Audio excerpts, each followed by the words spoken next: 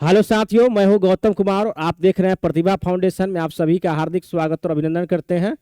आज के इस नए वीडियो में आज फिर से समान अध्ययन का जो सीरीज में क्लास 6 का जो बुक है अतीत से वर्तमान, इसमें का एक वीडियो जो है अपलोड किया गया था। वो अध्याय 1 से लेकर अध्याय 5 तक चला था, लेकिन 5 में कुछ शेष रह गया था। तो फिर से आज इस वीडियो में 5 का जो कुछ शेष है वो शेष को साथ में लेते हुए और फिर 4 चैप्टर यानी चैप्टर 9 तक, इसमें से जो इस चैप्टर में जो भी आपको मटेरियल दिया हुआ है मेरे दोस्तों, जो मैंने बिल्कुल खाक छान कर इसको निकाल कर आप लोग के लिए लाया है। हाथ से इसको पहले लिखते हैं, किताब पढ़कर उसको निकालते हैं कि कहाँ से क्वेश्चन बन सकता है, और तब जाके आपको उसको टाइपिंग के लिए देते हैं। टीम जो है टाइपिंग करती है, इसके बाद बोर्ड पर आता है। तो बहुत सारा इसमें मेहनत लगता है, ठीक है।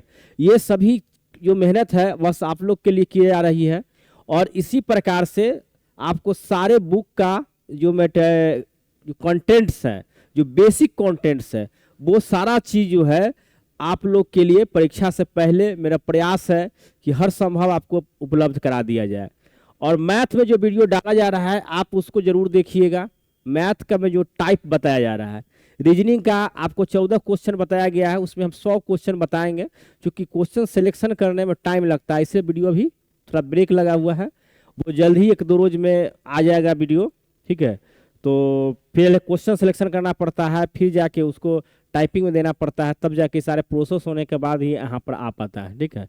तो चलिए हम लोग शुरू करते हैं। अध्याय 5 तक आप जो है वीडियो नहीं देखे हैं तो आप उस वीडियो को जरूर देख लीजिएगा, ठीक है। और देखने के बाद जब यहाँ आगे बढ़िएगा तो ज़्यादा कॉन्सेप्ट क्लियर होगा। और आपको करना कुछ नहीं है, वीडियो को 1 से 2 बार देखना है और देख लेना है। और देखने के बाद जो इसका PDF जो है टेलीग्राम चैनल पे आपको है।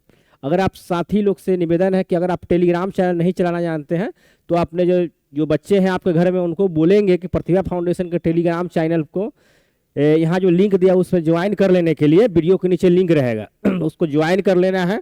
और ज्वाइन करके यहाँ से जो PDF मिलता है उसको लेकर केवल पढ़ना है। सरसरी निगाह से एक बार जब देख लीजिएगा ना और वीडियो देखे हुए रहिएगा तो एग्जाम में जब क्वेश्चन आएगा तो आप ऑब्जेक्टिव जो है यूं ही लगा दीजिएगा।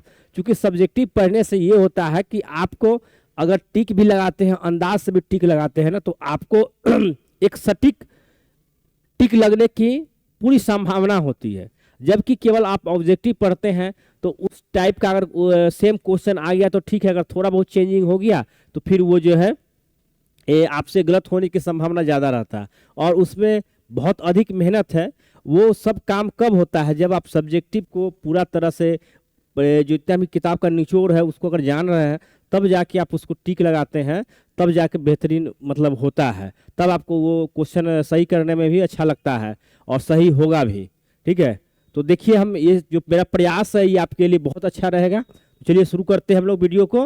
देखिए, इसमें हम लोग अध्याय 5 तक कर चुके हैं। 5 का जो शेष बचा हुआ है उससे आगे हम लोग करेंगे।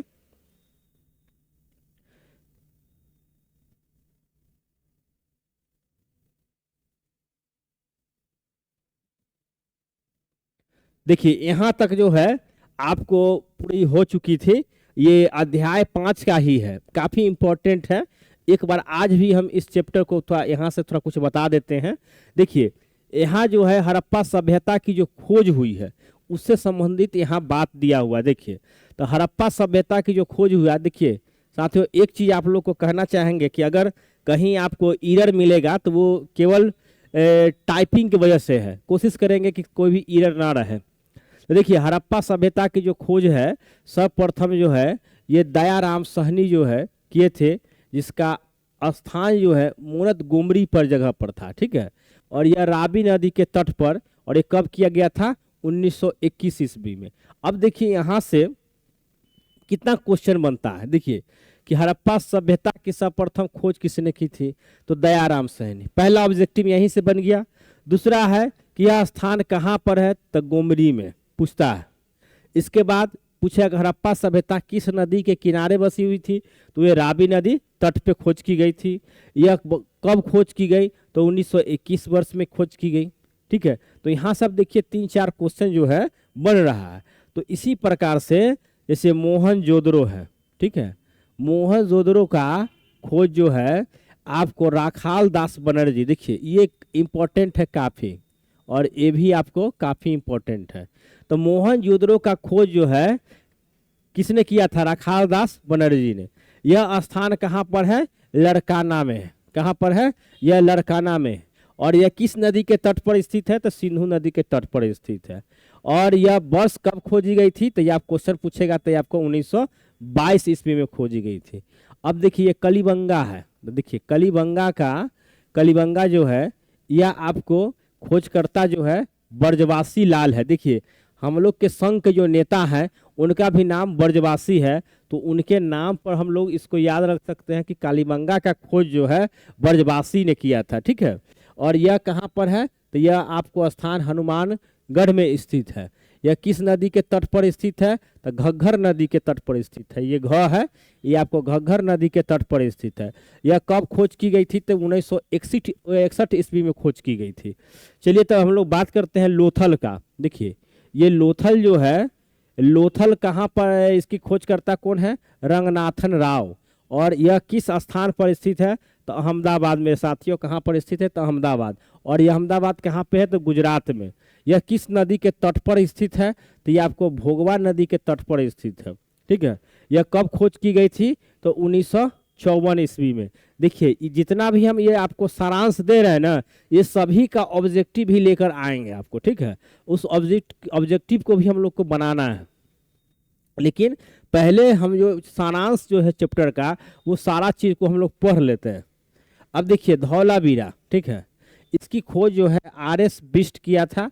और यह कहाँ पर स्थित है, कच्छ। और कच्छ कहाँ है, तो गुजरात पर। ठीक है, यहाँ कोई नदी के तट पर स्थित नहीं है।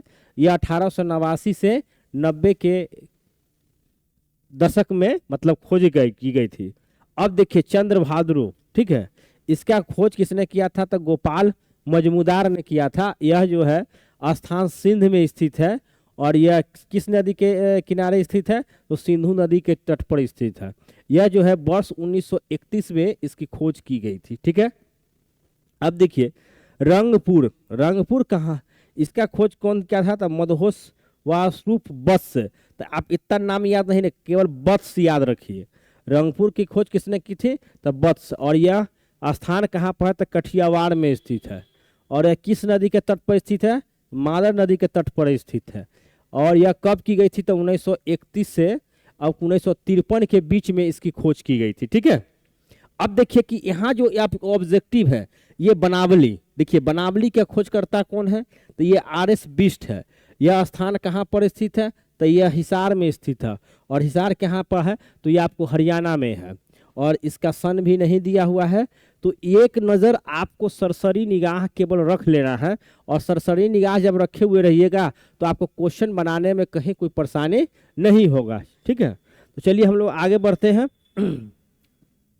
अब देखिए यहाँ पर एक नोट है, पुरातत्वविदों ने 2800 हड़प्पा स्थल का पता लगाया है। देखिए कितने स्थल का पता लगाया है, पुरातत्वविद जो है, जो पुरातत्वविद वह होते हैं जो इतिहास में जो वस्तु प्राप्त होते हैं उनका वैज्ञानिक अध्ययन करते हैं। उन अध्ययन करने वाले को पुरातत्वविद कहा जाता है। और लगभग जो है 2800 हड़प्पा स्थल का पता लगाया गया है। ठीक है, वहाँ से जो प्राप्त वस्तुएं हैं, जिनमें से आपको मोहरे हैं, मनका है, नाप तौल के वाट प्राप्त हुए हैं, कांसे प्राप्त हुए हैं, और मिट्टी के बने बर्तन प्राप्त हुए हैं। मिट्टी के बने बर्तन प्राप्त हुए हैं। ठीक है, इस बात का ध्यान रखेंगे। तो यहाँ से आपको क्वेश्चन क्या पूछ देगा कि हड़प्पा सभ्यता से इनमें से कौन वस्तुएं प्राप्त हुए हैं।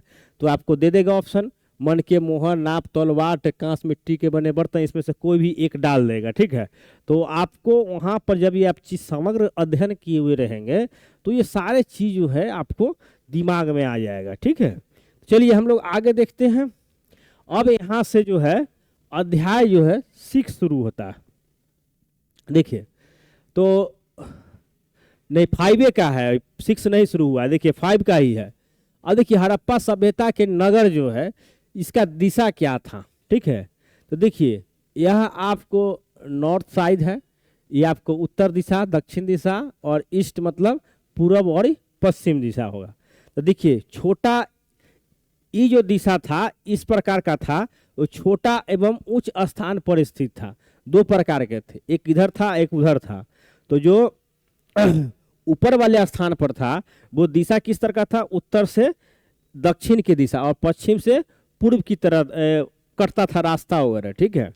अब यहाँ पर देखिए कि यह कैसा होता था, छोटा एवं उच्च स्थान पर स्थित होता था। इसके बाद इसका जो नगर है वो नगर दुर्ग में स्थित रहता था।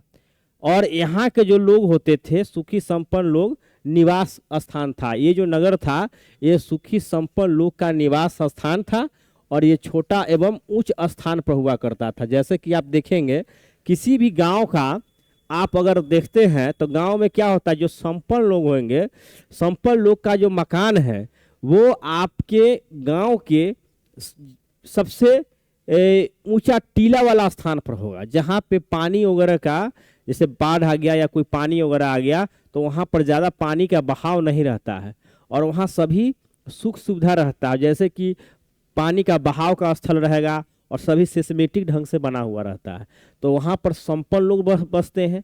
वहीं गांव का ही आप दृष्टि देखिएगा तो गांव में ही एक अलग भाग होगा जहाँ पे जो जिनकी आर्थिक स्थिति कम है, निचले वर्ग के जो लोग होते हैं, उनका जो रहन सहन का जो इलाका होगा वो आप देखेंगे कि निचले स्तर पे रहता है, ठीक है। और वहाँ जब भी कुछ थोड़ा सा भी बारिश वगैरह हो जाता है तो उस इलाका में बहुत कीचड़ हो जाता है और कीचड़, माल मवेशी और गंदगी टाइप का बस्ती होता है, तो इस प्रकार को देखने के लिए मिलता है। तो यहाँ वहाँ क्या होता है कि जो और उस इलाके में आप देखेंगे घनी बस्ती भी रहेगा। तो उसी प्रकार से यहाँ जो संपन्न लोग थे वो सुखी संपन्न लोग थे और ऊंचे स्थान पर रहते थे। और ऑटोमेटिक है कि जब संपन्न लोग रहेंगे तो उनका घर मकान बहुत सिस्टमेटिक ढंग से रहेंगे, उनकी पॉपुलेशन की जो नियंत्रित रहेगा और सभी लोग सिस्टमेटिक ढंग से रहेंगे। और सभी लोग क्या कहते हैं, सब आवास वगैरह का जो भी व्यवस्था है, नाला का व्यवस्था, वो भी सब जो है एक जो है सिस्टम में बना हुआ होगा। चलिए अब हम लोग देखते हैं कि अगला जो था कि चौकोर आकार का था। कैसा था, चौकोर आकार का।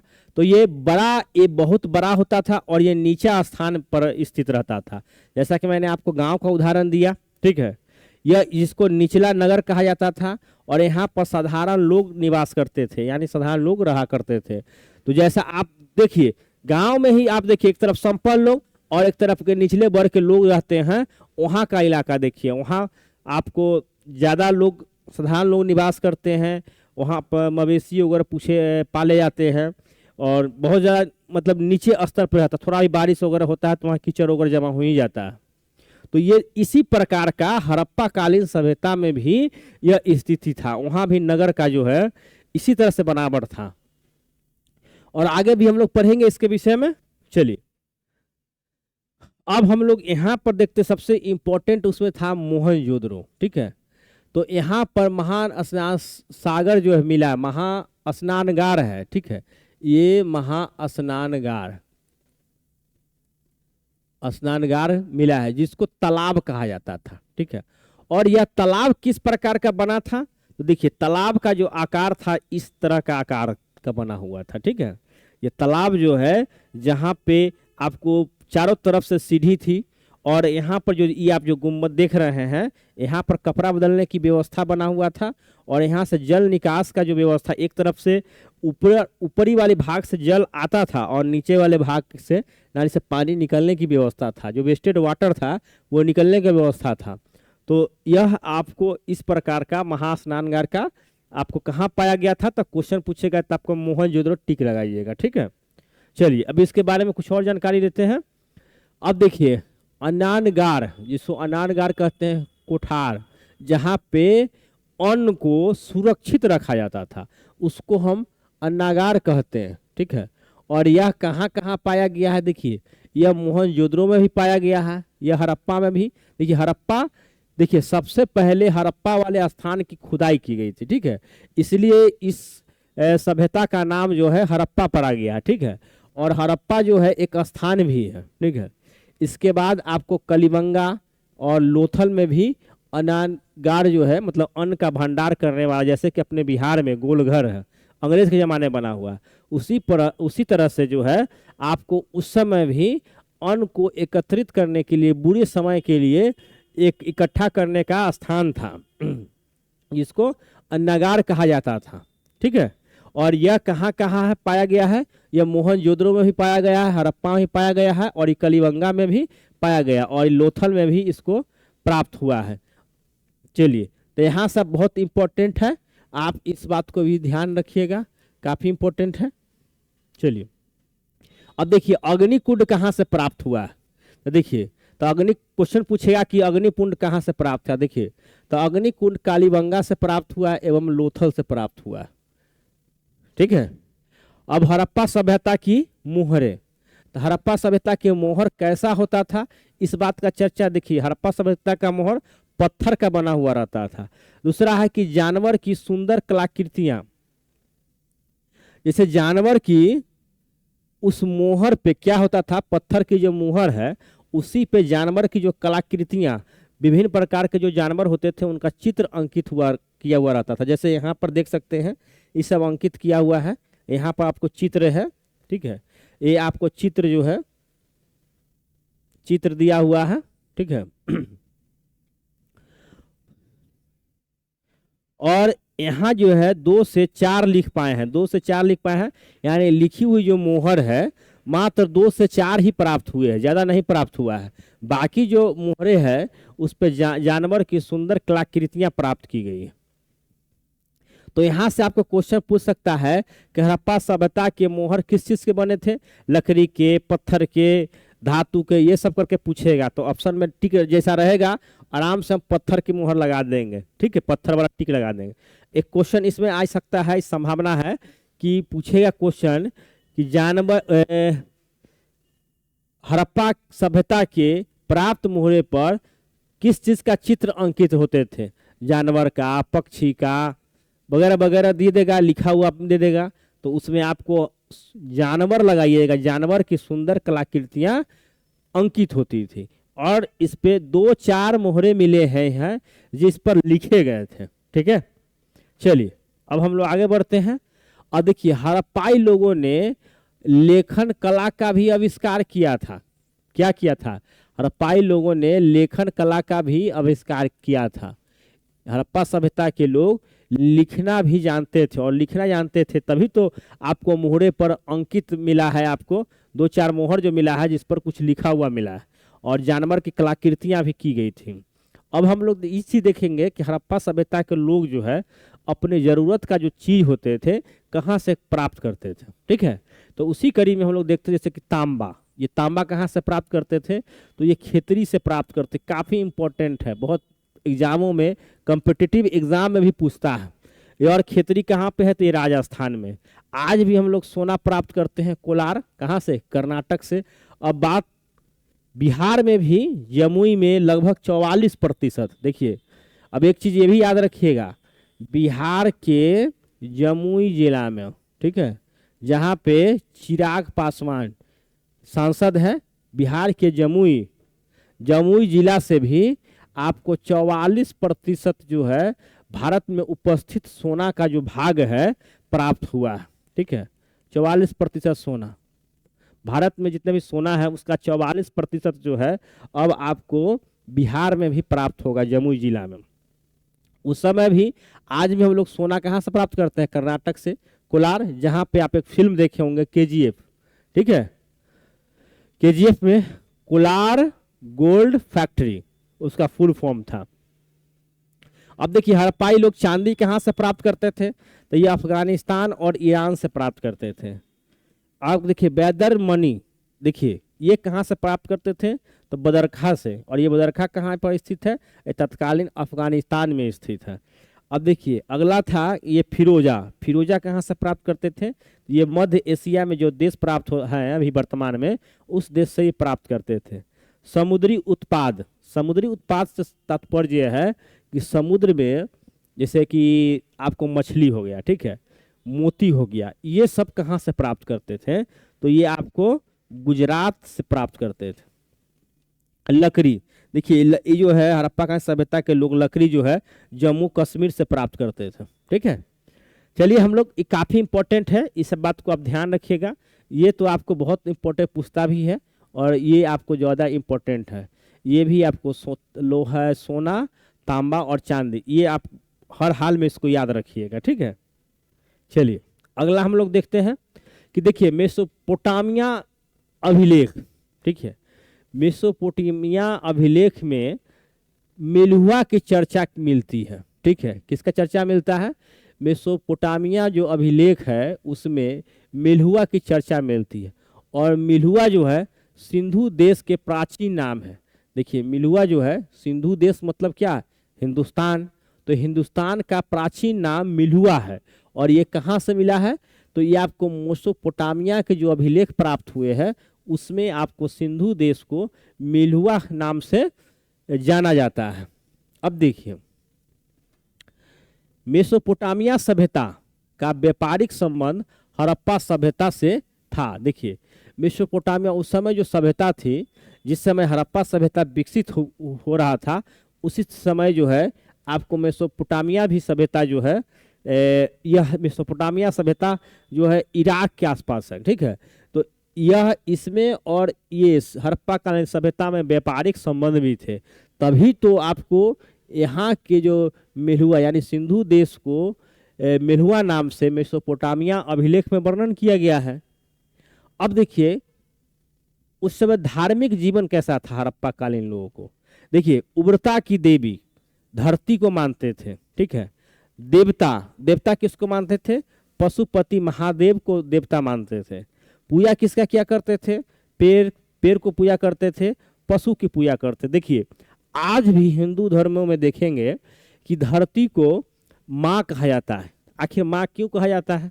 आप समझ सकते हैं कि ये प्राचीन काल से यानी हड़प्पा सभ्यता से जैसे माँ हमारी लालन पालन करती है, उसी प्रकार धरती जो है हमें क्या करती है? हमें जो भोजन प्राप्त करते हैं सारा कुछ तो धरती से ही प्राप्त करते हैं। भोजन हो, जल हो, ऑक्सीजन हो, धरती नहीं रहेगा तो कुछ काम ही नहीं होगा। तो इसलिए उसको माँ की दर्जा दिया गया हिंदू धर्मों में, ठीक है। तो इसलिए उर्वरता की देवी जो है इसको धरती को माना गया था हड़प्पा कालीन सभ्यता में। अब देवता देखिए हिंदू में आज ही पशुपति महादेव की पूजा की जाती है, जिनका रूप है शंकर है, महादेव है, ठीक है। और आज के डेट में देखिए हिंदू जो है पेड़ को पूजा करते हैं। पेड़ में किसको पूजा करते हैं? जैसे देखिए नीम और पीपल का वृक्ष का पूजा करते हैं। तो ये एकाएक जो है नहीं आ गया है, ये प्राचीन काल से हड़प्पा सभ्यता से ही ये पद्धति आ चुका है, ये परंपरा आया है कि हम लोग पेड़ पौधों को भी पूजा करते थे। और जैसा कि वैज्ञानिक भी ये कारण है कि नीम और आपको पीपल का जो वृक्ष है कितना फायदेमंद होता है। तो ये हमारी परंपरा जो है वहाँ से आया है। और पशु में देखिए हम लोग गाय की पूजा करते हैं, बैल की पूजा करते हैं। और आप देखेंगे कि दुर्गा देवी जो है, शक्ति की देवी दुर्गा, तो वो उनकी सवारी जो है आपको बाघ होता है, शेर होता है। तो यहाँ पर वो इसका भी उस समय भी पूजा की जाती थी, ठीक है। इस पूजा में आपको बैल और गाय का ज़्यादातर पूजा होता था, ठीक है। चलिए अब हम लोग आगे देखते हैं। अब देखिए मातृदेवी जो है पक्की मिट्टी के स्त्री मूर्तियां, ठीक है। मातृदेवी जो है किस प्रकार के बनाया जाता था? तब पक्की मिट्टी की स्त्री मूर्तियां प्राप्त हुई है हड़प्पा कालीन सभ्यता से। लोग जो है पूजा क्या करते थे? मातृदेवी की पूजा करते थे, पुरुष देवता का पूजा करते थे, पशु की पूजा करते थे, ठीक है। अब देखिए मंदिर का साक्ष्य प्राप्त नहीं हुआ था। देखिए बहुत इंपॉर्टेंट है ये, आपको हड़प्पा कालीन सभ्यता में मंदिर का कोई साक्ष्य प्राप्त नहीं हुआ है। उस समय कोई मंदिर नहीं था। अब देखिए भूत प्रेत और जादू टोना में विश्वास लोग करते थे। उस समय के लोग भूत प्रेत और जादू टोना में लोग विश्वास करते थे।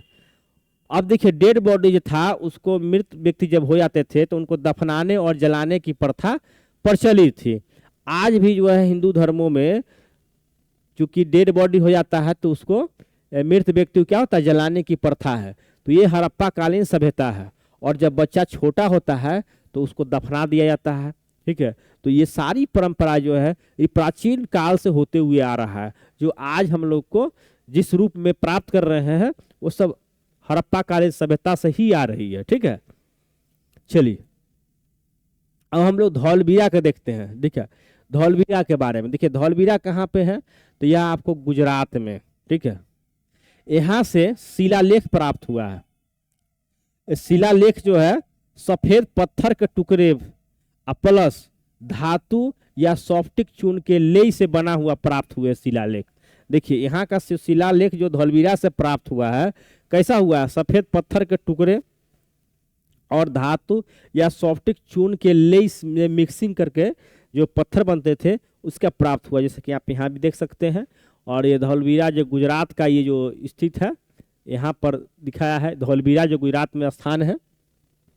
चलिए अब हम नेक्स्ट देखते हैं। अब देखिए लोथल में, देखिए लोथल जो है ये आपको खंभात की खाड़ी अहमदनगर, ठीक है, अहमदनगर में स्थित है। यहाँ से क्या क्या प्राप्त हो, देखिए गोदाम मिले हैं, मनके मिले हैं, फारस की खाड़ी के मुहरे मिले, फारस की खाड़ी की मुहरे पाई गई है। तो इसका तात्पर्य यह है कि फारस से भी लोथल के जो लोग थे व्यापारिक संबंध था। ठीक है, आज भी देखेंगे गुजरात जो है व्यापार के क्षेत्र में बहुत ज़्यादा विकसित है, भारत में तो सबसे ज़्यादा विकसित है। अब देखिए और लोथल से ही बंदरगाह के अवशेष प्राप्त हुए। क्या अवशेष प्राप्त हुए? बंदरगाह के अवशेष प्राप्त हुए। जलीय मार्ग से व्यापार होने का भी साक्ष्य प्राप्त हुए हैं। आज भी हम लोग देखते हैं गुजरात में समुद्री मार्ग से व्यापार होता है और ये प्राचीन काल में भी जलीय मार्ग से व्यापार होने का यहाँ से साक्ष्य प्राप्त हुआ है लोथल से। याद रखिएगा कि इसमें एक ही क्वेश्चन पूछेगा कि लोथल कहाँ स्थित है, बस लोथल कहाँ स्थित है, तो भारत खंभात की खाड़ी यानी अहमदनगर गुजरात में स्थित है। ठीक है, अब देखिए हड़प्पा सभ्यता का अंत कैसे हुआ। ठीक है, देखिए 1700 ईसा पूर्व जो है हड़प्पा सभ्यता का ये विनाश होना शुरू हो गया था, होने लगा। देखिए बहुत सारे इतिहासकार जो है इनका मत है कि ये बाढ़ से तबाह हो गया, ये सभ्यता खत्म हो गया। कोई और इतिहासकार कहते हैं कि भूमि में नमक की मात्रा और बंजरता बढ़ गई जिसके कारण इस सभ्यता का विनाश हो गया। अगला जो इतिहासकार हैं, कुछ इतिहासकार का मानना है कि बाहरी आक्रमण हुआ और एक बार जो है हड़प्पा कालीन सभ्यता जो है सारा जो है नष्ट हो गया। कुछ लोग कहते हैं कि पर्यावरण में भौतिक एवं रासायनिक परिवर्तन हुए जिसको हड़प्पा कालीन लोग जो है ना झेल नहीं पाए और वह हड़प्पा कालीन सभ्यता जो है खत्म हो गया। और परिस्थिति तंत्र में बदलाव, परिस्थिति तंत्र में बदलाव होता है कि पर्यावरण में जो परिवर्तन हुए, परिस्थिति तंत्र होता है, विज्ञान में आपको पढ़ना है और यहाँ से क्वेश्चन आता भी है। ठीक है, तो परिस्थिति तंत्र में जो बदलाव हुए और उस बदलाव के वजह से भी हड़प्पा कालीन सभ्यता का विनाश हो गया। ये कुछ कारण है जिसके कारण हड़प्पा सभ्यता का अंत हुआ, ऐसा बताया जाता है। ठीक है, चलिए अब हम लोग आगे देखते हैं हड़प्पा संस्कृति। देखिए हड़प्पा संस्कृति कैसी थी, तो देखिए यह ताम्र पाषाणिक संस्कृति में बनी रहे। देखिए हड़प्पा जो संस्कृति थी वह ताम्र पाषाणिक संस्कृति, ताम्र मतलब क्या हुआ तांबा और पाषाण मतलब क्या हो गया पत्थर। तो जिस युग में तांबा और पत्थर दोनों का प्रयोग हो रहा था उस काल में भी हड़प्पा संस्कृति जो थी कुछ विद्यमान रही। ठीक है, इसके बाद आहार संस्कृति। यह आहार संस्कृति कहाँ, राजस्थान के मालवा में पाया गया है। इसके बाद संस्कृति जो है आपको ये मध्य प्रदेश में देखा गया है। इसके इनाम गांव एवं जीव संस्कृति इसका जो है आपको देखा गया है महाराष्ट्र में इसका प्राप्त हुआ है। ठीक है, मतलब यहाँ तक कहने का मतलब यह हुआ कि जो हड़प्पा जो सभ्यता था वहाँ का जो जीवन शैली थी, परंपराएं थे, वह जो है ताम्र पाषाण युग में भी विद्यमान रहे, मतलब कुछ अंश में बदले हुए रूप में। और आहार संस्कृति, ठीक है, आहार हड़प्पा सभ्यता का ही अंग है आहार संस्कृति, जो राजस्थान के मालवा में भी दिखाई पड़ता है। ठीक है, प्राचीन काल में इसका साक्ष्य प्राप्त हुआ है। फिर संस्कृति जो है ये आपको मध्य प्रदेश में भी आपको प्राप्त हुआ है, यहाँ से भी, जैसे कि आप भीमबेट का जगह है, ठीक है, जहाँ से प्राचीन साक्ष्य प्राप्त हुए हैं। इसके बाद इनाम गांव एवं जीव संस्कृति, यह आपको महाराष्ट्र में स्थित है, ठीक है। यहाँ सभी संस्कृति का कुछ साक्ष्य प्राप्त हुआ है, जो इस सभी संस्कृति का जो है मिलता जुलता जो है आपको हड़प्पा संस्कृति से मैच करता है कुछ, ठीक है, इसलिए इसको हड़प्पा संस्कृति का अंश कहा जाता है। अब यहाँ से हम लोग अध्याय 6 शुरू करते हैं, यानी बहुत लंबा वीडियो हो जाएगा क्या, देखिए तो टाइम, देखिए अध्याय 6 आपको यहाँ से स्टार्ट होता है। आज से लगभग देखिए 3700 वर्ष पहले पश्चिम और उत्तर भारत में एक अलग भाषा बोलने वाले लोग बसने लगे, ठीक है। अब देखिए आज से लगभग 3700 वर्ष पहले कहाँ पर पश्चिम उत्तर भारत में एक अलग भाषा बोलने वाले लोग बसने लगे। अब देखिए यहाँ पे अब हम लेते हैं एक मैप बनाते हैं, ठीक है, ये आप मैप देखेंगे,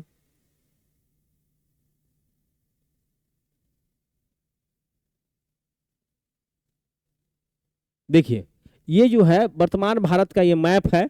तो 3700 वर्ष पहले इस क्षेत्र में यानी कि पाकिस्तान वाला जो क्षेत्र है उसमें एक अलग भाषा बोलने वाले लोग जो है बसने लगे, ठीक है। अब उनकी सामाजिक, देखिए उनकी सामाजिक, आर्थिक, राजनीतिक और धार्मिक पहचान बिल्कुल अलग थी। उनकी जो पहचान थी, जो भारतीय थे, उनके सामाजिक और आर्थिक, राजनीतिक और धार्मिक ये सभी जो कल्चर था उनका वो बिल्कुल अलग था, ठीक है। इसकी जानकारी साहित्य एवं पुरातात्विक स्रोत से पता चलता है। देखिए यहाँ पर हम लोग जो अध्याय 6 में जो पढ़ते हैं कि 3700 वर्ष पहले उत्तर पश्चिम भारत में कुछ वैसे लोग बसने लगे जिनका सामाजिक, आर्थिक, राजनीतिक और धार्मिक जो पहचान है बिल्कुल अलग थे, ठीक है। और इसका साक्ष्य कहाँ से प्राप्त हुए हैं, ये साहित्य से प्राप्त होते हैं और पुरातात्विक स्रोतों से ज्ञात होता है कि उनका जो कल्चर था, उनका रहन सहन था, उनका जो धार्मिक स्थिति थी, उनकी सामाजिक स्थिति थी, उनकी आर्थिक स्थिति थी, वो बिल्कुल अलग ढंग से थे, ठीक है। अब साहित्य स्रोत, अब देखिए यहाँ से साहित्य स्रोत जो है ये क्या है जिससे जानकारी मिला था, तो ये वेद से हमको जानकारी मिला था और वेदों की संख्या कितनी है, 4 है, ठीक है। ये वेद से हमें प्राप्त जानकारी मिली कि सामाजिक, आर्थिक और राजनीतिक और धार्मिक पहचान वाले लोग 3700 वर्ष पहले उत्तर पश्चिम भारत में जो बसे थे उनकी सामाजिक, आर्थिक, राजनीतिक और धार्मिक पहचान बिल्कुल अलग थे। और इसको जो है सामवेद, वेद 4 प्रकार का, तो सामवेद, ऋग्वेद, यजुर्वेद, अथर्ववेद 4 प्रकार के वेद होते हैं। ये 4 प्रकार के वेदों से हमको जानकारी मिलती है। चलिए आगे देखते हैं वैदिक साहित्य के 2 श्रेणी, अब साहित्य का ही है तो इसको वैदिक साहित्य को 2 श्रेणी में विभाजित किया जाता है। एक पूर्व वैदिक या ऋग्वैदिक साहित्य कहते हैं और एक उत्तर वैदिक साहित्य कहते हैं। तो पूर्व वैदिक साहित्य में या ऋग्वैदिक साहित्य में आपको ऋग्वेद आ जाता है, ठीक है। और उत्तर वैदिक साहित्य में आपको तीनों वेद आ जाता है, यजुर्वेद, सामवेद, अथर्ववेद, ठीक है। यह आपको तीनों वेद आ जाता है। केवल ऋग्वेद जो ही है आपको पूर्व वैदिक या ऋग्वैदिक साहित्य कहलाता है, बाकी जो है आपको उत्तर वैदिक साहित्य कहलाता है, ठीक है, उत्तर वैदिक साहित्य का ही है। अब देखिए ये भी साहित्य का ही अंक है, ब्राह्मण। ब्राह्मण देखिए, ब्राह्मण कोई जाति का नाम नहीं है, ब्राह्मण एक साहित्य का नाम है, ठीक है। साहित्य हुआ करते थे, ठीक है, जिसकी संख्या कितनी है, 9 है। या आपको क्वेश्चन पूछ सकता है कि ब्राह्मण की संख्या कितनी है, तो 9 है। ब्राह्मण जाति वाला नहीं। अब देखिए अर्णक, अर्णक भी साहित्य का नाम है, इसकी संख्या कितनी थी, तो ये 6 थी। उपनिषद, ठीक है, उपनिषद, प्रारंभिक उपनिषद की संख्या 13 थी और कुल मिला के 108, जितना भी आपको साहित्य है वो टोटल मिला के 108 साहित्य थे। चलिए अब वैदिक कालखंड को हम लोग देखते हैं, वैदिक कालखंड के। अब देखिए वैदिक साहित्य में, वैदिक साहित्य के आधार पर वैदिक कालखंड को 2 भागों में विभाजित किया जाता है। देखिए वैदिक साहित्य के आधार पर, वैदिक साहित्य के आधार पर आपको वैदिक कालखंड को कितने भागों में बांटेंगे, 2 भागों में बांटते हैं। एक जो है ऋग वैदिक युग, पूर्व वैदिक युग, ठीक है, और एक उत्तर वैदिक युग। जैसा कि ऋग वैदिक युग या पूर्व वैदिक युग का हमने बताया कि इसमें सिर्फ ऋग वेद का ही आपको रचना की गई थी, और दूसरा था उत्तर वैदिक युग जिसमें बाकी शेष तीनों वेद की रचना की गई। अब यहाँ हम लोग कुछ ग्राफ बना के समझ लेते हैं, ठीक है। यहाँ पर लिखते हैं 1000 ईसा पूर्व, 1000, यहाँ पर लिखते हैं 1500, ठीक है, और यहाँ पर लिखते हैं 600, ठीक है। देखिए यहाँ से क्या कहता है, 1000 ईस्वी पूर्व से 1500 ईसा पूर्व से 1000 ईस्वी पूर्व के बीच के जो इधर के जो पहले की जो काल था इसको ऋग वैदिक युग कहा गया, ठीक है। इसके बाद 600 ईसा पूर्व के जो काल थे, जैसे 1000 से 600 ईसा पूर्व को काल को इसको उत्तर वैदिक युग के नाम से जाना गया। यानी कि यहाँ से लेके इतना, यानी ईस्वी जो शुरू हुआ था, ठीक है, ईस्वी, ठीक है, ईस्वी ईसा मसीह के जन्म से इससे 600 वर्ष से 1000 वर्ष पहले तक के काल को उत्तर वैदिक काल कहते हैं, और वहीं 1000 से 1500 वर्ष पहले तक के काल को ऋग वैदिक काल कहा जाता है, ठीक है। यहाँ तक समझने में कोई परेशानी नहीं, चलिए आगे बढ़ते हैं हम लोग। अब देखिए वेद या श्रुति, वेद या श्रुति, देखिए वेद या जो श्रुति जो है विभिन्न देवी देवताओं की स्तुति में रचे हुए मंत्र प्रार्थनाओं सुनकर याद रखते थे तथा यह एक पीढ़ी से दूसरी पीढ़ी स्थानांतरण होता रहता था, इसलिए इस वेद को श्रुति भी कहा जाता है। देखिए वेद को श्रुति भी कहा जाता है, वेद को श्रुति भी कहा जाता है, और ऐसा क्यों कहा जाता है, देखिए कि क्या होता था प्राचीन काल में कि देवी देवताओं के प्रशंसा में और उनके गुणगान में क्या पढ़ा जाता था, जैसे स्तुति में रचे हुए मंत्र पढ़े जाते थे और उनका प्रार्थना की जाती थी, ठीक है, और यह सब जो है आपको सुनकर याद रखना पड़ता था और एक पीढ़ी से दूसरे पीढ़ी तक जो है स्थानांतरण हुआ करता था, तो इसलिए इसको वेद को हम श्रुति भी कहते हैं। बात समझ गया। जैसे कि मान लीजिए हम शिक्षक हैं, तो हमने आपको माँ दुर्गा का या भगवती जी का प्रार्थना की है, ठीक है, प्रार्थना कर रहे हैं, उनकी स्तुति कर रहे हैं, उनकी गुणगान कर रहे हैं, भजन कर रहे हैं, और उनको जो अगला सुन लिया, ठीक है, और सुनकर फिर अगले पीढ़ी को उसको ट्रांसफर कर दिया, फिर वो अगले पीढ़ी को बताएगा, तो उस इस पीढ़ी से अगले पीढ़ी गया, फिर अगली पीढ़ी से अगले पीढ़ी ट्रांसफर होते गया, ठीक है। तो इसी को हम, यही कारण था कि लोग सुनकर ही याद करते थे, और इस वजह से ही जो है इसको क्या कहते हैं, हम वेद को श्रुति भी कहा जाता है, ठीक है।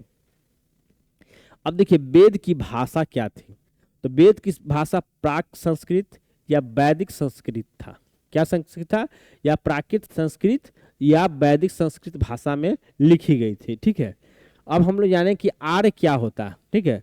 अब देखिए वेदों में प्रार्थनाओं की रचना करने वाले लोग खुद को आर्य कहते थे। क्या कहते थे, खुद को आर्य कहते थे। जैसे आर्य लोग क्या थे कि वेदों में जो प्रार्थनाओं को जो रचना करते थे, ठीक है, वो खुद को क्या कहते थे, आर्य कहते। और विशेष भाषा बोलने वाले लोगों के समूह भी हुआ करता था आर्य, ठीक है। अब देखिए दास या दस्युओं को क्या, किसको कहा जाता था, तो जो इनकी जो मान्यता थी, आर्य लोग थे जो देवी देवताओं की स्तुति करते थे, और उनका कुछ विरोध करने वाले भी लोग थे, जो विरोध करने वाले लोग थे उनको दास या दस्युओं से संबोधित किया गया।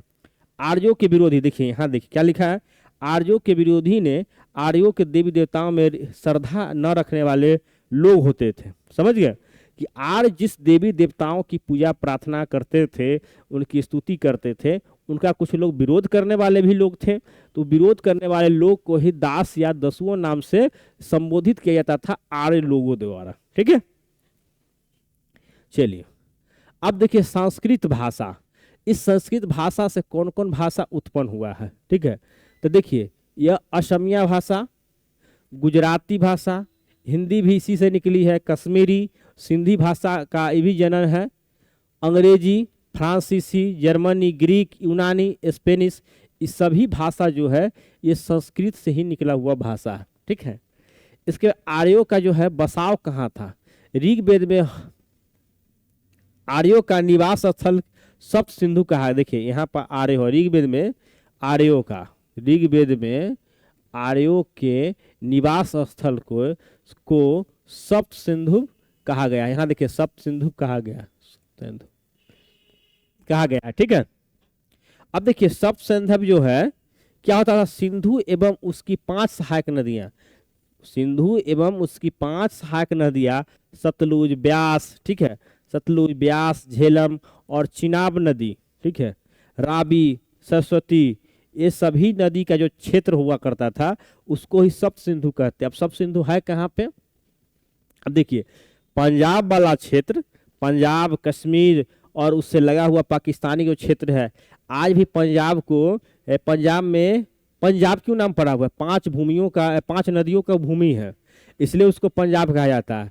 और वहीं से आपको सिंधु नदी क्रॉस की है, और उस सिंधु नदी और उसके सहायक 5 जो नदी है वो वाले क्षेत्र थे जो भारत से लेकर ही वर्तमान पाकिस्तान तक जो क्षेत्र है, उसी क्षेत्र को हम सप्त सिंधु नाम से जानते हैं, ठीक है।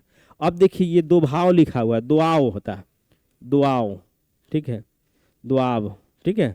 ये दुआब क्या होता है, देखिए 2 नदियों के जो बीच के जो क्षेत्र होते हैं, जैसे मान लेते कि ये नदी है और ये नदी है, तो इसके बीच के जो क्षेत्र हो गए इसी को हम लोग क्या कहेंगे, दुआब कहते हैं। क्या कहते हैं, इसी को हम लोग दुआब कहते हैं, ठीक है। चलिए बस एक बार देख लेना है, दम याद हो जाएगा, ठीक है। अब शतपथ ब्राह्मण, शतपथ ब्राह्मण को हम लोग देखते हैं।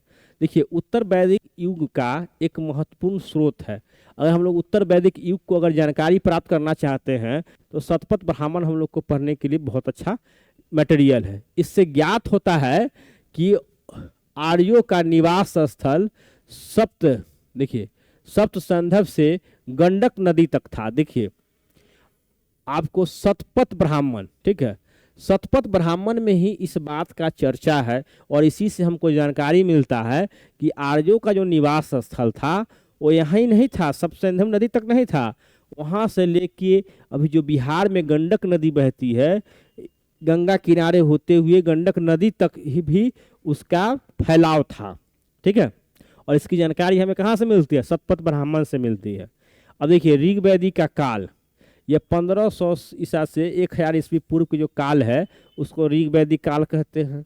ऋग्वेद में गाय एक धन के रूप में चर्चा की गई, गाय को एक धन के रूप में चर्चा की गई है। देखिए और गौ को रक्षा करने वाले, गाय की जो रक्षा करते थे उसको राजन या सरदार कहा जाता था, ठीक है। अब कबीला क्या होते थे यह हम लोग देखते हैं, एक वंश या परिवार के कई पीढ़ी के लोगों का एक समूह। देखिए एक वंश या एक परिवार के जो लोग रहते थे एक समूह में निवास करते थे, ठीक है, उसको हम लोग क्या कहते थे, कबीला कहते थे। विदत, ऋग्वेद में, देखिए ये ऋग्वेद है, देखिए ऋग्वेद में वैदिक काल के आम लोगों की संख्या को क्या कहते थे, संस्था को, संख्या नहीं है ये संस्था है, संस्था को क्या कहा जाता था, विदत कहा जाता था। जैसे ऋग्वैदिक काल में आम लोगों का भी एक संस्था हुआ करता था जिसको क्या कहते थे, विदत कहते थे, ठीक है। चलिए आगे हम लोग देखते हैं विदत। अब देखिए विदत क्या होता था बहुत अच्छा समझ लेंगे हम लोग। देखिए विदत एक सभा होता था, ठीक है, और एक समिति, इसके 2 भाग थे। अब सभा में का क्या काम था, ये प्रतिष्ठित लोगों का एक समूह था। क्या था, इस विदत क्या था, पहले आम लोगों का एक संस्था था और उसमें भी 2 भाग थे, एक सभा में विभक्त था और एक समिति में विभक्त था। तो सभा क्या था, प्रतिष्ठित लोगों का एक समूह था, और समिति क्या था, देखिए समिति आम लोगों की संस्था थी, आम लोगों की संस्था, आम लोगों की संस्था थी। अब इस विदत का कार्य क्या था, यह समस्याओं का समाधान एवं सलाह मशविरा का काम करते थे, सलाह मशवरा काम करते थे। अब इसमें क्या होता था, बैठक में स्त्री पुरुष दोनों भाग ले सकते थे, राजा का भाग लेना अनिवार्य था। राजा मतलब क्या, राजन, ठीक है, जो गौधन को रक्षा करते थे, ठीक है, उसमें राजा का भाग लेना अनिवार्य था। युद्ध में प्राप्त धन का बंटवारा करता था कौन, ये विदत नाम की संस्था करता था। युद्ध में सैनिक कार्य कौन करता था, तो ये विदत नामक संस्था करता था। तो याद रखेंगे कि विदत जो है, विदत के 2 भाग थे, एक सभा और एक समिति थे। सभा जो था वो क्या था, प्रतिष्ठित लोगों का एक समूह था, जबकि समिति क्या था, ये आम लोगों का एक समूह था, ठीक है, या संस्था कहिए। कार्य क्या था, समस्याओं का समाधान एवं सलाह मशविरा। मान के चलिए कि पंचायत का कार्य जितना भी होता है सभी विदत ही किया करता था, ठीक है, जो आज के हमारे डेट में पंचायत होता है उसी प्रकार से, ठीक है। चलिए अब हम लोग देखते हैं कि ऋग वैदिक काल, ठीक है, देखिए ऋग वैदिक काल हम देखते हैं। इसमें क्या था कि आर्यों का मुख्य पेशा क्या था, तब पशुपालन। क्वेश्चन आपसे पूछ सकता था कि ऋग वैदिक काल में आर्यों का मुख्य पेशा क्या था, तो क्या था, पशुपालन। और पशुपालन में गाय का पालन किया जाता था, ध्यान रखेंगे, गाय का। अब देखिए उस समय जो ऋग वैदिक काल के जो लोग थे, जौ की खेती किया करते थे। और जौ को क्या कहा गया है, यव। यव भी बहुत इंपॉर्टेंट क्वेश्चन है, यहाँ से क्वेश्चन बनता है, ठीक है। जौ को क्या कहता है, यव कहा गया है।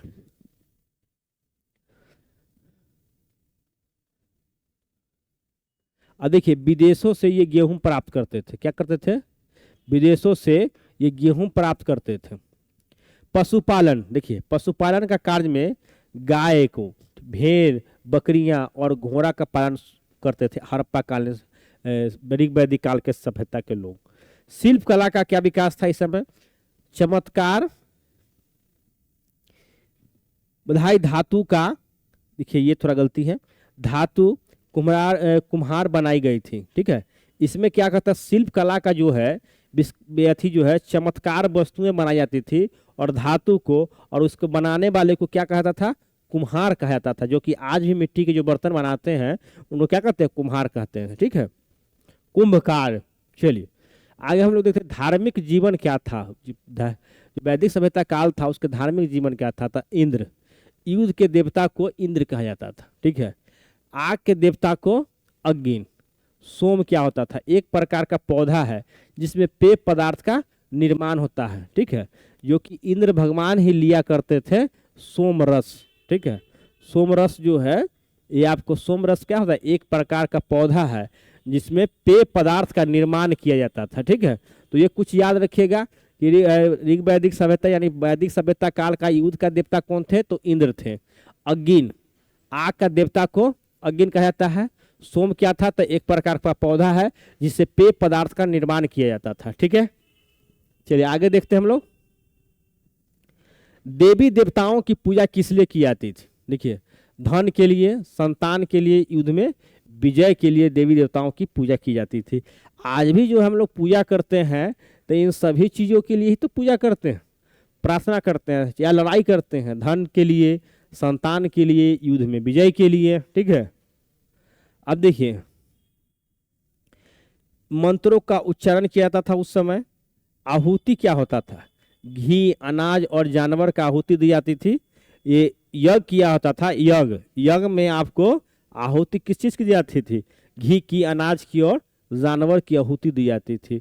आज भी जब यज्ञ होता है तो जानवर तो नहीं, लेकिन अनाज और घी का जो है आहुति दी जाती है यज्ञों में।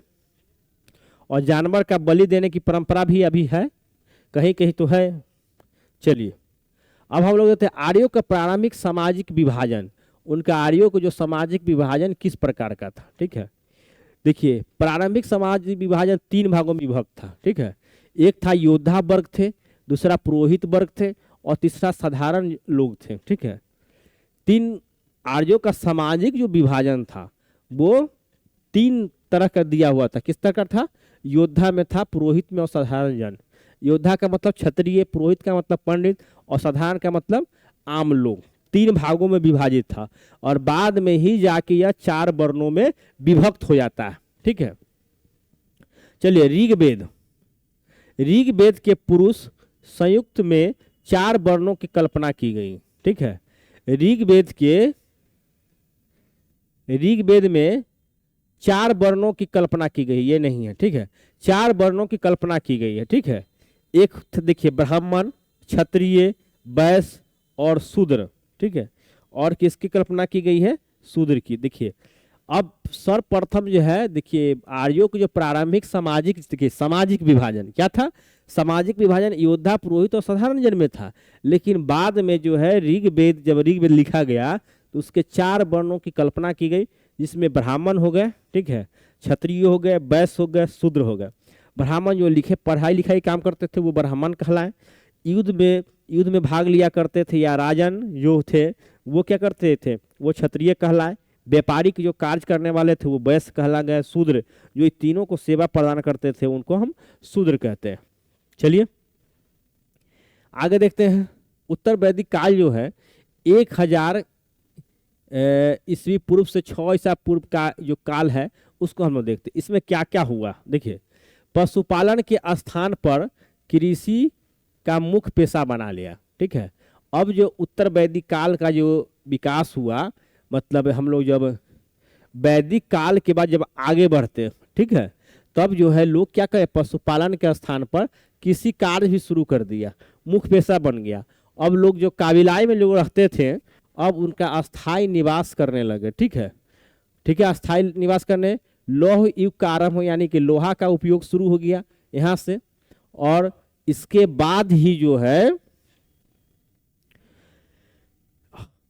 अब जो है 4 नंबर में है कि हस्तिनापुर, ठीक है, आलमगीरपुर, अंतरंगी, खेरा स्थान पर लोहे के अस्त्र का अवशेष मिले। ठीक है, अब देखिए उस समय भी जो हस्तिनापुर, जिसमें महाभारत का लड़ाई का चर्चा है, हस्तिनापुर में देखेंगे, हस्तिनापुर का पांडवों और कौरवों के बीच की जो लड़ाई है, ठीक है, तो वहाँ पर क्या था कि हस्तिनापुर जो नगर में जब बसने लगे तो यहाँ पर हस्तिनापुर लोहा का युग प्रारंभ हुआ।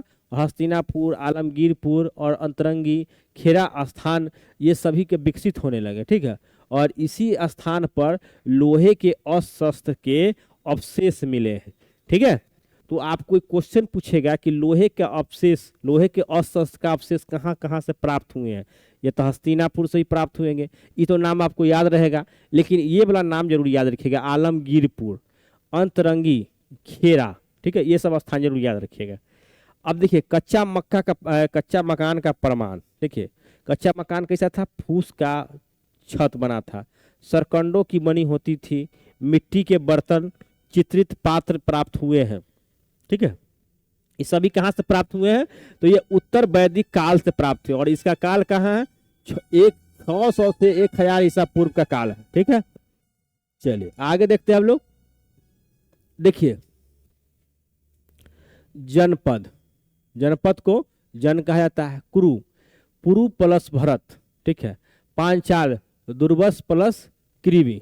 ठीक है, अगला है देखिए अश्वमेध यज्ञ। ठीक है, देखिए अश्वमेध यज्ञ में क्या क्या होता था। देखिए नजराना मिलता था, उपहार। नजराना या उपहार किसको कहते हैं, राजा को स्वेच्छा से प्राप्त होने वाला चीज, ठीक है, उसको नजराना या उपहार कहते हैं। पुरोहित कौन होते थे, यागिक क्रियाओं को संपादित करने वाले लोग को पुरोहित कहते थे, यानी यज्ञ के जो संपन्न कराने वाले लोग थे उनको पुरोहित कहा जाता था। अब देखिए वर्ण जो है, वर्ण में हम लोग जानते हैं कि ब्राह्मण जो वर्ण है, वेदों का जो अध्ययन या अध्यापन और यज्ञ करने वाले लोग को क्या कहते थे, ब्राह्मण कहते थे।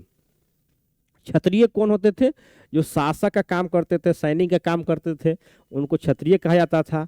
वैश्य जो क्या करते थे, ये व्यापार का काम करते थे, व्यापार जिनको, उनको वैश्य कहा जाता था। शूद्र किसको था, शूद्र जो है औरत को भी शूद्र कहा जाता था। ठीक है, जिनके लिए वेदों का अध्ययन का अधिकार नहीं था। क्या करना था, वेदों का जो अध्ययन का अधिकार जो था इसमें शूद्र और औरत को नहीं था। यहाँ से यही क्वेश्चन इंपॉर्टेंट है कि वेदों का जो अध्ययन है किनको प्राप्त नहीं था, तो शूद्र और औरत को। ठीक है, अब देखिए प्रमुख कार्य क्या था। ठीक है, प्रमुख कार्य देखिए कृषि करना था, धान, गेहूं, जौ, दालें, गन्ना, कपास, तिल, सरसों की खेती किया करते थे। धर्म की किस 2 शाखाएं थी, एक कर्म और ज्ञान। ठीक है, यज्ञ का प्रकार क्या क्या था, यज्ञ जो है अश्वमेध यज्ञ हुआ करता था, वाजपेयी यज्ञ, राजसूय यज्ञ। ठीक है, कर्म कांड किसको कहते हैं, यागिक क्रियाओं को करने वाले, यागिक क्रियाओं को हम क्या कहते हैं, कर्म कांड कहते हैं। देखिए यजुर्वेद यज्ञ के विधियों का वर्णन कहाँ है, तो यजुर्वेद में है। ठीक है, उपनिषद क्या कहते हैं, इस उपनिषद में आत्मा, परमात्मा, मृत्यु के गूढ़ रहस्य को, देखिए रहस्य को जानना, ये सब कहाँ वर्णन है, तो ये आप सबका उपनिषद में वर्णन। देखिए एकदम क्रीम छाट कर ला रहे हैं, यहाँ से जो है आपको ऑब्जेक्टिव पूरी तरह आपको, आप देखेंगे कि 6 to 8 में सोशल साइंस विषय अगर देखेंगे तो उसमें आपको इतिहास ही सबसे बड़ा पोर्शन नंबर 1 पे आता है। इसके बाद नंबर 2 पे आपको भूगोल देखिएगा, और जो सामाजिक एवं आर्थिक राजनीतिक जो है वह किताब में विशेष बात नहीं है, और जितना बात दिया हुआ है उतना बात तो आप हम लोग आम जनता लोग जानकारी रखबे करते हैं। चलिए अब देखिए वैदिक कालीन शिक्षा कैसा होता था। देखिए वैदिक कालीन शिक्षा जो मौखिक पद्धति पर आधारित था, इसमें गणित और व्याकरण की शिक्षा दी जाती थी, और ये 12 वर्षों की शिक्षा पद्धति थी। ठीक है, देखिए अमोद एवं धौम्य ऋषि कौन थे? आरुणी। उदालक ऋषि वेदों और शास्त्रों को ज्ञाता। ठीक है, क्या थे? वेदों और शास्त्रों के ज्ञाता। अब देखिए इनाम गांव कहां पे है? देखिए इनाम गांव जो है ये ताम्रपाषाण बस्ती, और ये कहाँ इमाम गांव है? तो महाराष्ट्र में। ये पहला क्वेश्चन का बनेगा यहीं से कि कहाँ पर है, तो महाराष्ट्र में। यह 600 ईस्वी से 700 ईसा पूर्व के काल का ये अवशेष प्राप्त हुआ है। कहाँ से प्राप्त हुआ है? तो महाराष्ट्र में। यहाँ घोरा नदी के तट पर स्थित था। यह आपको महाराष्ट्र में घोरा नदी के तट पर स्थित था। ये प्राचीन काल में इसका साक्ष्य प्राप्त हुआ है। पत्थर एवं तांबे का उपकरण प्राप्त हुआ है। ठीक है, खेती के प्रमाण मिला है, जहाँ पे जौ, गेहूं, मटर, मसूर और धान का खेती करने का प्रमाण मिला है। पशुपालन में क्या? गाय, बैल, भेड़, बकरी, कुत्ता और घोड़ा पालने का भी प्रमाण मिला है। मृतकों को संदूक में, ठीक है, मृतकों को संदूक में उसका औजार, हथियार, गहने, मिट्टी के बर्तन के साथ दफनाया जाता था। कहाँ पे? इमाम गांव में ऐसा साक्ष्य प्राप्त हुआ है। और इमाम गांव कहाँ पे है? तो ये आपको महाराष्ट्र में। ठीक है, देखिए अब रहने देते हैं चैप्टर 5 और चैप्टर 6 का, कुछ चूंकि बहुत लंबा था और वीडियो कितना लंबा टाइम का हो गया है, लगभग 1 घंटा का हो चुका है। ठीक है, और तो इसलिए हम इस वीडियो को यहीं समाप्त करते हैं, और बाकी जो चैप्टर बच गए हैं उसको हम नेक्स्ट चैप्टर में यानी नेक्स्ट वीडियो में लेकर आएंगे। ठीक है, और आप इसको 1 से 2 बार वीडियो देख लीजिएगा, सारा कॉन्सेप्ट क्लियर हो जाएगा, और बाकी जो बचेंगे वो अगले वीडियो में हम लेकर आएंगे। ठीक है, तो चूंकि मेरा स्वास्थ्य भी ठीक नहीं है, थोड़ा बुखार टाइप का महसूस हो रहा है, लेकिन फिर भी महसूस क्या, बुखार था ही, 2 दिन से बुखार था, तो काम नहीं कर रहा, लेकिन फिर भी हम आप लोग के लिए मेहनत कर रहे हैं। ठीक है, तो इसी प्रकार से आप लोग भी वीडियो देखिए और सक्षमता परीक्षा की तैयारी कीजिए, और मैं आप लोग को बधाई देता हूं कि हो सकता है कि हमारे मतलब फेवर में जो है सरकार का कुछ फैसला आ जाए। ठीक है, फॉर्म भरने की तिथि है वो 19 तक बढ़ गया है, तो देख लीजिए अपने स्वविवेक से फॉर्म भरना है कि नहीं भरना है। और 2 दिन का समय मांगे हैं, तो 15-17 तक मतलब हो सकता है कि इसका 17 तक में कुछ निर्णय आ जाए, जिसको हम लोग को फॉर्म भरना है कि नहीं भरना है तो किस प्रकार भरना है और कैसे भरना है, इस सारे चीज़ों की जानकारी स्पष्ट अगले 2 दिनों में हो जाएगी। ठीक है, तो बस वेट कीजिए 2 दिन, और फिर मिलते हैं नेक्स्ट वीडियो में। और वीडियो कैसा लगता है आप कमेंट करके जरूर बताइएगा। आपका कमेंट जो है हमको प्रेरित करने का काम करेगा। आप नेगेटिव या पॉजिटिव जो भी है आप कमेंट जरूर कीजिए। ठीक है, और मैं उन सभी साथियों से कहना चाहता हूं कि आप जो है आप जो वीडियो को चैनल को सब्सक्राइब कर लीजिए, ताकि हर वीडियो आपको प्राप्त होते रहे, हर वीडियो को नोटिफिकेशन मिल जाए। और जैसे ही वीडियो अपलोड होगा, सुबह और शाम में वीडियो अपलोड होता है, तो शाम में आप जब स्कूल से आएंगे तो वीडियो को देखेंगे, आपको सारी जानकारी स्पष्ट हो जाएगी। ठीक है, तो वीडियो एक बार जरूर देखिए, इधर उधर की बातें नहीं होती है, सिर्फ किताब में जो बातें हैं वही किताब की बातें होंगी। और अगले 10 दिन में हम चाहेंगे कि पूरी तरह जो है आपकी चैप्टर को कंप्लीट कर दिया जाए, और फिर ऑब्जेक्टिव का सेशन लेकर आएंगे, ऑब्जेक्टिव का प्रैक्टिस होगा, बाकी सारा चीज़ क्लियर हो जाएगा। ठीक है, तो मिलते हैं नेक्स्ट वीडियो में, तब तक के लिए जय हिंद।